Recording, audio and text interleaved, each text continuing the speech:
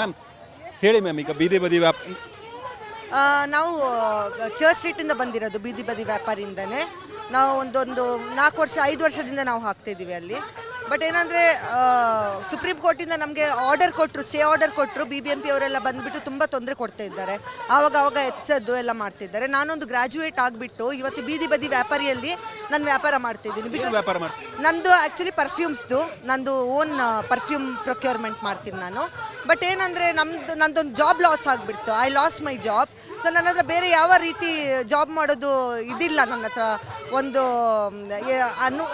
ನನಗೆ ಇಂಟರ್ವ್ಯೂಸ್ ಬರ್ತಾ ಇಲ್ಲ. ಇಂಟರ್ವ್ಯೂಸ್ ಬಂದರೂ ಅದರಲ್ಲಿ ಪೋಸ್ಟ್ ಮೇಲೆ ಕೆಳಗೆ ಆಗ್ತಾ ಇದೆ. ಸೊ ಜಾಬ್ ಎಲ್ಲಿ ಸಿಗ್ತಾ ಇಲ್ಲ. ಅದ್ರ ಕಡೆಯಿಂದ ಮನೆ ನಡೆಸಬೇಕು. ಸೊ ಬೀದಿ ಬದಿ ವ್ಯಾಪಾರ ನನಗೆ ಇರೋದೇ ಒಂದು ಸೋರ್ಸ್, ಅದು ವ್ಯಾಪಾರ, ಬೀದಿ ಬದಿ ವ್ಯಾಪಾರ. ಸೊ ನಾವೊಂದು ಕಷ್ಟಪಟ್ಟುಬಿಟ್ಟು ನಾವು ದುಡಿತಾ ಇದ್ದೀವಿ.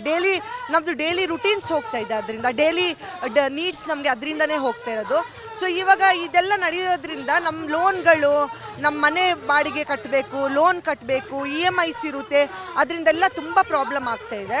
ಸೊ ನಾನು ಸರ್ಕಾರದಿಂದ ಒಂದೇ ವಿನಂತಿ ಮಾಡ್ತಾ ಇರೋದು, ಎಷ್ಟು ನಮ್ಮ ಕರ್ನಾಟಕದಲ್ಲಿ, ನಮ್ಮ ಬೆಂಗಳೂರಲ್ಲಿ ಸ್ಪೆಷಲ್ ಆಗಿ ತುಂಬ ಜನ ಇದ್ದಾರೆ. ಬೇರೆ ಬೇರೆ ಕಮ್ಯುನಿಟಿಯಿಂದ ಬಂದುಬಿಟ್ಟು ಇಲ್ಲೇ ದುಡ್ಕೊಂಡು ಇಲ್ಲೇ ಮಾಡ್ಕೊಂಡವ್ರು ಇದ್ದಾರೆ. ಅವ್ರಿಗೆಲ್ಲ ಒಂದು ಬೇರೆ ಕಡೆ ನಿಮಗೆ ಬ್ಯಾಂಗ್ಳೂರಿಗೆ ಸುಂದರ ಮಾಡಿಸ್ಬೇಕಂದ್ರೆ ಅದ್ರ ಮುಂಚೆ ನೀವು ಅವ್ರಿಗೆ ಒಂದು ಫೆಸಿಲಿಟೀಸ್ ನೀವು ಕೊಡಿ. ಅದೇ ನಾವು ಹೇಳ್ತಾ ಇರೋದು. ನಾವು ಸರ್ಕಾರಕ್ಕೆ ನಾವು ಇದು ಮಾಡ್ತಿಲ್ಲ, ಏನು ಅಗೇನ್ಸ್ಟ್ ಆಗಿ ಹೋಗ್ತಾ ಇಲ್ಲ.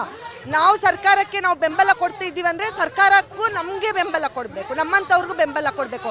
ಇವಾಗ ನಮ್ಮ EMIs ಎಲ್ಲ ಯಾರು ಕಟ್ತಾರೆ? ನಮ್ಗೆ ಕೆಲಸ ಇಲ್ಲ ಅಂದರೆ ಯಾರು ನಮ್ಮ ಮನೆ ನಡೆಸ್ತಾರೆ?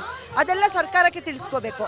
ನಾನು ಸರ್ಕಾರದಿಂದ ಒಂದೇ ಒಂದು ನಾನು ಇದು ಮಾಡ್ತಿರೋದೇನೆಂದರೆ, ಪ್ರತಿಯೊಂದು ಬೀದಿ ಬದಿ ವ್ಯಾಪಾರಿಗಳಿಗೂ ಅದು ಅನುಕೂಲ ಕೊಡಿಸ್ಬಿಟ್ಟು, ಅವ್ರದ್ದು ಒಂದು ಶಿಸ್ತಿನಿಂದ ಅನುಕೂಲ ಕೊಟ್ಟುಬಿಟ್ಟು ಮತ್ತೆ ಅವ್ರಿಗೆ ಏನು ಮಾಡಬೇಕು ನೆಕ್ಸ್ಟ್ ಅವ್ರು ಮಾಡಲಿ, ಅವ್ರಿಗೆ ನಾವು ಬೆಂಬಲ ಕೊಡ್ತೀವಿ. ಅದೊಂದೇ ನಂದು ಇದ್ದಿರೋದು.